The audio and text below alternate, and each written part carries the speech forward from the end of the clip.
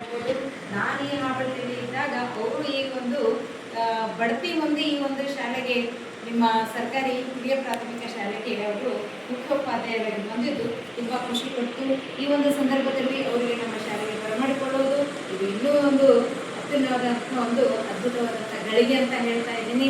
ಜೊತೆಗೆ ಇವರು ಹೇಳಬೇಕಾದ್ರೆ ಒಂದು 5 ನಿಮಿಷ ಇವರ ಪರಿಚಯವನ್ನೇ ಮಾಡಿಕೊಡ್ಬೇಕಾಗ್ತದೆ. ಅಷ್ಟರ ಮಟ್ಟಿಗೆ ಇವರ ಸಾಧನೆ ಇದೆ ಅಂತ ಹೇಳ್ತಾ ಇದ್ದೀನಿ.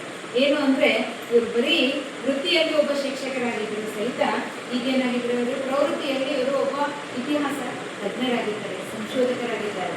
ಸಂಶೋಧಕರಂದ್ರೆ ಏನು ನಿಮ್ಗೆ ಗೊತ್ತಿದೆ, ವಿಜ್ಞಾನ ಸಂಶೋಧಕರನ್ನು ನೋಡಿದ್ದೀವಿ. ಇತಿಹಾಸ ಸಂಶೋಧಕರು ಏನಿರ್ತಾರೆ, ಇತಿಹಾಸದ ಬಗ್ಗೆ ಕೆದಕಿ ಹೇಳೋದು.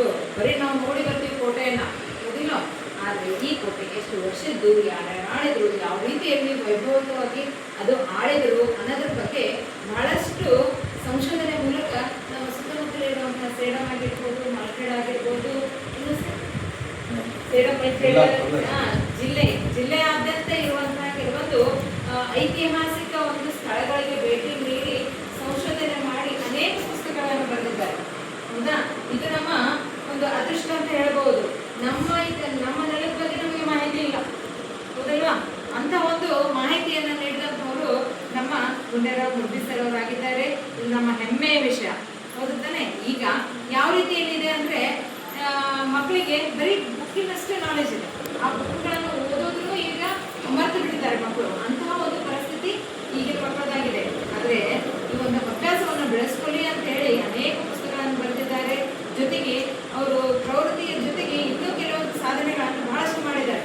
ಕವನಗಳನ್ನು ಬರೆಯೋದಾಗಿರ್ಬೋದು, ಸಾಹಿತ್ಯದಲ್ಲಿ ಮುನ್ನುಡಿಯನ್ನು ಮುಡಿದವರಾಗಿರ್ಬೋದು. ಜೊತೆಗೆ ಕನ್ನಡ ಸಾಹಿತ್ಯ ಪರಿಷತ್ತಿನ ಕಡೆಯಿಂದ ಇವರು ಜಿಲ್ಲಾ ಅಧ್ಯಕ್ಷರಾಗಿದ್ದರು. ಕನ್ನಡ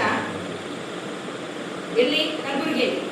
ಪ್ರಸ್ತುತವಾಗಿ ಕಳೆದ ಸಾಲಿನಲ್ಲಿ ಅವರೇನಾಗಿದ್ರು ಜಿಲ್ಲಾಧ್ಯಕ್ಷ ಅಂದರೆ ಬಹಳಷ್ಟು ದೊಡ್ಡದಾದಂಥ ಹುದ್ದೆ.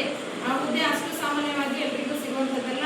ಅಂತ ಒಂದು ಉನ್ನತ ಸ್ಥಾನಕ್ಕೆ, ಉನ್ನತ ಹುದ್ದೆಗೆ ಏರಿ ಇವರು ಗೌರವವಾಗಿ ಅನೇಕ ಜನರಿಗೆ ಇವರು ಒಳ್ಳೆಯ ಒಂದು ಸನ್ಮಾನವನ್ನು ಪಡೆದಂಥವರಾಗಿದ್ದಾರೆ.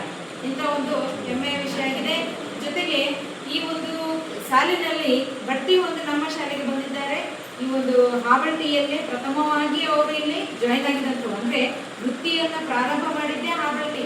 ಈಗ ಕೊನೆಯಲ್ಲಿ ಅವರು ರಿಟೈರ್ಡ್ ಆಗೋದು ಸಹಿತ ಈ ಹಾಬಳ್ಟಿಯಲ್ಲೇ. ಅಂದರೆ ಇಲ್ಲಿ ಅದೃಷ್ಟವಂತರು ನಾವು ಆಗಿದ್ದೀವಿ, ಹಾಬಳದವರಾಗಿ, ಹೌದಾ? ಅಂತ ಒಂದು ಸದಾವಕಾಶ, ಒಳ್ಳೆಯ ಒಂದು ಅವಕಾಶ ಅವರಿಗೆ ಸಿಕ್ಕಿದೆ. ಜೊತೆಗೆ ನಮಗೂ ಅದಕ್ಕೆ ಪಾಲುದಾರರಾಗಿದ್ದೀವಿ ಅಂತ ಹೇಳ್ತಾ ಅವರಿಗೆ ಈ ಒಂದು ನಮ್ಮ ಕಾರ್ಯಕ್ರಮಕ್ಕೆ ಆಗಮಿಸಿದ್ದು ನಮಗೆ ಒಂದು ಹೆಮ್ಮೆಯ ವಿಷಯ, ಹೌದಾ?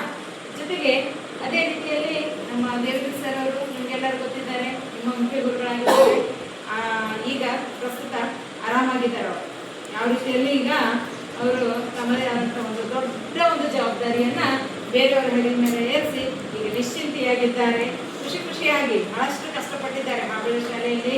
ಬಹಳಷ್ಟು ಊರಿನವರಿಗೆಲ್ಲರಿಗೂ ಸಹಾಯ ಮಾಡ್ತಾ ಪ್ರತಿಯೊಂದಕ್ಕೂ ಅವರು ಬಹಳಷ್ಟು ಮನಸ್ಸಿನಲ್ಲಿ ತಗೊಂಡು ಮಾಡ್ತಾ ಇದ್ರು.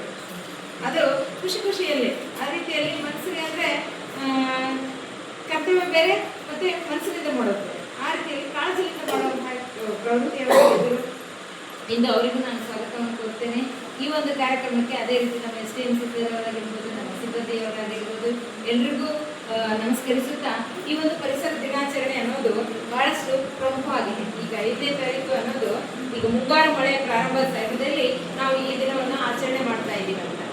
ಮಕ್ಕಳಲ್ಲಿ ಒಂದು ಪ್ರವೃತ್ತಿ ಬರಬೇಕು. ಬರೀ ಆಟ ಪಾಠದ ಜೊತೆಗೆ ನಾವು ಪರಿಸರವನ್ನು ಉಳಿಸ್ಕೊಳ್ಳುವಂತ ಒಂದು ಅಭ್ಯಾಸ ಬರಬೇಕು. ಅಭ್ಯಾಸ ಅಂದ್ರೆ ಹಾಬಿ ನಾವು ಬೆಳೆಸ್ಕೊಂಡಂತೆ ಇರ್ತದೆ, ಹೌದಾ? ಪಾಠ ಕೇಳೋದಷ್ಟೇ ಅಲ್ಲ, ಜೊತೆಗೆ ಕೆಲವೊಂದು ಕೋ ಕರಿಕ್ಯುಲರ್ ಆಕ್ಟಿವಿಟೀಸ್ ಅಂತ ಅಂದರೆ ಇನ್ನಿತರ ಚಟುವಟಿಕೆಗಳು ಎಂಥವು ಗೊತ್ತೇ ಆಗಂಗಿಲ್ಲ. ಏನು ಮಾಡ್ಬೇಕ್ರಿ ಮೇಡಮ್, ಮನೆಗೆ ಹೋದ್ಮೇಲೆ ಅದು ಇದು ಸುಮ್ಮನೆ ಟೈಮ್ ಪಾಸ್ ಮಾಡ್ತೀವಿ. ಆ ರೀತಿ ಎಲ್ಲ ಎಲ್ಲೇ ಒಂದು ಹೂವು ಕಂಡು, ಎಲ್ಲೇ ಒಂದು ಸಣ್ಣ ಗಿಡ ಕಂಡು ಅದನ್ನು ತಂದು ಮನೆಯಲ್ಲಿ ಹಚ್ಚಿ ಸಂಭ್ರಮಿಸಬೇಕು. ಎಷ್ಟು ಚೆನ್ನಾಗಿ ಬೆಳ್ತಾ ಇದೆ, ಅದೇ ಎಷ್ಟು ಚೆನ್ನಾಗಿ ಕಾಣಿಸ್ತಾ ಇದೆ. ನೀವು ನೋಡಿ, ಒಂದು ಮನೆಯಲ್ಲಿ ಬರಡಾಗಿ ಕಾಣಿಸ್ತಾ ಇರ್ತದೆ ಮನೆ ಮುಂದೆ, ಅದೇ ಒಂದು ಸ್ವಲ್ಪ ಸ್ವಚ್ಛ ಮಾಡಿ ಜಾಗ ಇದ್ರೂ ಸಹಿತ ಒಂದು 4 ಒಂದು ಪಾಟ್ಸ್ ಅನ್ನು ಇಟ್ಟು ನೀವು ಗಿಡಗಳನ್ನು ಬೆಳೆಸ್ರಿ, ಎಷ್ಟು ಚೆನ್ನಾಗಿ ಅಂದವಾಗಿ ಕಾಣಿಸ್ತದೆ. ಅದನ್ನ ಅಂದದ ಜೊತೆಗೆ ಆರೋಗ್ಯನೂ ಬೆಳೀತದೆ, ಹೂ ಸಿಗ್ತದೆ, ಹಣ್ಣು ಕಾಯಿ ಎಲ್ಲ ಸಿಗುವಂಥದ್ದು. ಪರೋಪಕಾರಿ ಜೀವನ ಅದ್ರದ್ದು ಗಿಡದ, ಹೌದಿಲ್ಲ? ತನಗಾಗಿ ಏನೂ ಇಲ್ಲ, ನಿಮಗಾಗಿ ಎಲ್ಲಾನು ಕೊಡ್ತದೆ. ಆಮ್ಲಜನಕದಿಂದ ನಿಮ್ಮ ಉಸಿರೇ ಗಿಡಗಳಾಗಿದ್ದಾವೆ, ಹೌದಿಲ್ಲ? ಅಂತ ಒಂದು ಗಿಡವನ್ನ ನಾವು ನೆಗ್ಲೆಕ್ಟ್ ಮಾಡಬಾರ್ದು, ಅಲಕ್ಷ್ಯ ಮಾಡಬಾರ್ದು. ಗಿಡ ಕಳೆದು ಬಿಡ್ತೀವಿ, ಎಲ್ಲ ಗಲೀಜು ಮಾಡಿಬಿಡ್ತೀವಿ. ಸುತ್ತಮುತ್ತ ಮನೆ ಸುತ್ತ ನೀವು ಪ್ರತಿ ಸಲ ಹೇಳ್ತೀವಿ, ನಿಮ್ಮ ಮನೆ ಸುತ್ತ ನೀವು ಕ್ಲೀನ್ ಮಾಡ್ಕೊಂಡು ಗಿಡಗಳನ್ನ ಅಷ್ಟೇ. ಬೇರೆಯವ್ರದ್ದು ಏನು ಮಾಡಕ್ ಹೋಗ್ಬೇಡ್ರಿ, ಊರಿಗೆ ಮಾಡಕ್ ಹೋಗ್ಬೇಡ್ರಿ, ಬೇರೆಯವ್ರದ್ದು ಏನು ಮಾಡಕ್ ಹೋಗ್ಬೇಡ್ರಿ. ನಿಮ್ಮ ಮನೆ ಸುತ್ತ ನೀವು ನೀಟಾಗಿ ಇಟ್ಕೊಂಡು ನಿಮ್ಮದೇ ಆದಂಥ ಆವರಣವನ್ನು ಸ್ವಚ್ಛಗೊಳಿಸ್ಕೊಂಡು ಒಂದು 4 ಗಿಡಗಳನ್ನು ಬೆಳೆಸಿದ್ರೆ ಅದ್ರ ಮನೆ ಕಡೆನೇ ಬೇರೆ ಆಗ್ತದೆ. ಒಂದು ಸಣ್ಣ ಗುಡಿಸಲಾಗಿರ್ಬೋದು, ಒಂದೇ ರೂಮ್ ಇರ್ಬೋದು, ಅದ್ರ ಗಿಡಗಳಿದ್ರೆ ಅದರ ಲಕ್ಷಣನೇ ಬೇರೆ. ಅದು ಒಂದು ನಮ್ಮ ಸಂಸ್ಕಾರನೇ ನಮ್ಮ ಮನೆ ಅಂಗಳ ಹೇಳ್ತದೆ. ನಾವು ಯಾವ ರೀತಿ ಇದೀವಿ ಅಂತ ಹೇಳಿ ನಮ್ಮ ಸಂಸ್ಕಾರ ಎಲ್ಲಿ ಕಾಣಿಸ್ತದೆ? ನಮ್ಮ ಮನೆ ಅಂಗಳದಲ್ಲಿ. ಅದಕ್ಕೆ ಅದನ್ನ ಚೊಕ್ಕವಾಗಿಟ್ಕೊಳ್ಬೇಕು. ಜೊತೆಗೆ ಇದನ್ನ ಬೆಳೆಸ್ಕೊಂತ ಒಂದು ಅಭ್ಯಾಸವನ್ನ ನೀವೆಲ್ಲರೂ ಮೈಗೂಡಿಸ್ಕೊಳ್ಬೇಕು. ಅದನ್ನ ಜೊತೆಗೆ ನಮ್ಮ ಶಾಲಾ ಪರಿಸರ, ಶಾಲೆಯಲ್ಲಿರುವಂತಹ ಗಿಡಗಳನ್ನು ಬೆಳೆಸೋದಾಗಿರ್ಬೋದು, ಅವುಗಳನ್ನು ಉಳಿಸೋದಾಗಿರ್ಬೋದು, ಗಿಡಗಳನ್ನು ಹಚ್ಚೋದಾಗಿರ್ಬೋದು, ಇವೆಲ್ಲ ಅಭ್ಯಾಸಗಳನ್ನು ನೀವು ಬೆಳೆಸ್ಕೊಂಡಾಗ ಮಾತ್ರ ಒಂದು ಸುಂದರವಾದಂತಹ ಆವರಣ ಆಗಲಿಕ್ಕೆ ಸಾಧ್ಯ. ಇದು ನೀವೇ ಹೇಳ್ಕೊತೀರಿ, ನಮ್ಮ ಶಾಲೆ ನೋಡ್ರಿ ಅಂತ ಹೇಳಿ, ಹೌದಿಲ್ಲ? ಅದನ್ನ ಬೆಳೆಸೋರು ಯಾರು?